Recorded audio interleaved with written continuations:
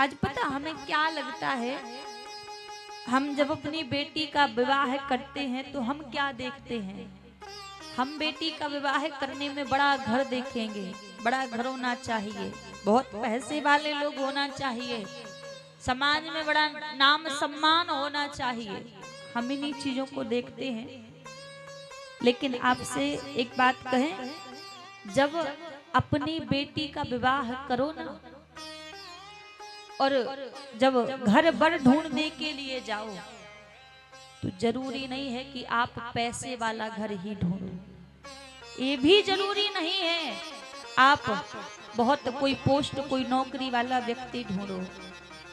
आप जरूरी ये है कि जिस परिवार में आप अपनी बेटी को देने के लिए जा रहे हैं, उस परिवार में लोग रहते कैसे हैं।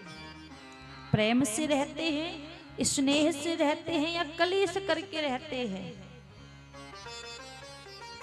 ये जरूरी है, ये आवश्यक है। मान लीजिए आपने बहुत पैसे वालों के घर में अपनी बेटी को विवाह दिया, लेकिन उस घर में आपस में प्रेम ही नहीं है, एक दूसरे से बात करना ही व्यक्ति पसंद नहीं करता, तो ऐसी संपत्ति को आप देकर क्या करोगे। गृहस्थ जीवन को सुंदर बनाने के लिए जरूरी है परिवार में आपस में प्रेम होना, स्नेह होना। और दूसरी विशेष बात,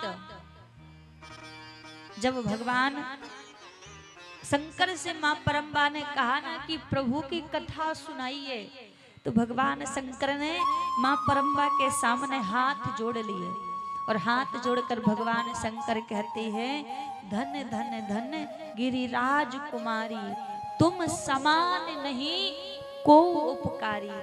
अर्थात पूछते ही हाथ जोड़कर सम्मान करने लगे भगवान शंकर। तो सबसे विशेष बात, जहां अपनी बेटी का विवाह करो तो उस घर में सबसे पहले उस लड़के के बारे में ये पता कर लेना, आस पड़ोस से पूछ के, गांव वालों से पूछ के, नगर वालों से पूछ के, जिस बेटी को आप जिस लड़के के साथ विवाह कर रहे हो वो नारियों का सम्मान करता है या नहीं करता है। ये बहुत जरूरी बात है। यदि जिस घर में आपने बेटी को ब्याह दिया वो बालक यदि नारी का सम्मान नहीं करता होगा, तो पूरे जीवन भर वो आपकी बेटी को पत्नी नहीं घर की गुलाम बनाकर रखेगा। ये बहुत जरूरी है नारी का सम्मान करना।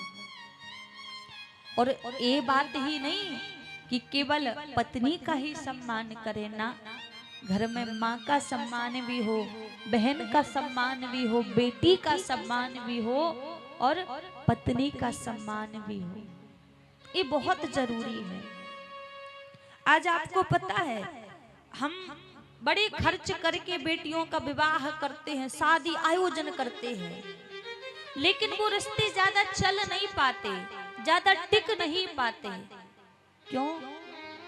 क्योंकि वहां ज्ञान नहीं है, संबंधों को संभालने की समझदारी नहीं है।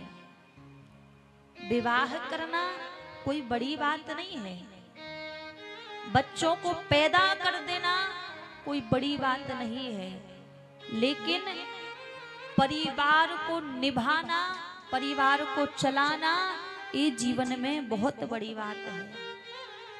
आज इसीलिए संबंध टूटते हैं, रिश्ते टूटते हैं, क्योंकि कभी संतों के पास बिठाया नहीं, कभी सत्संग में बिठाया नहीं, तो उनको ज्ञान ही नहीं है।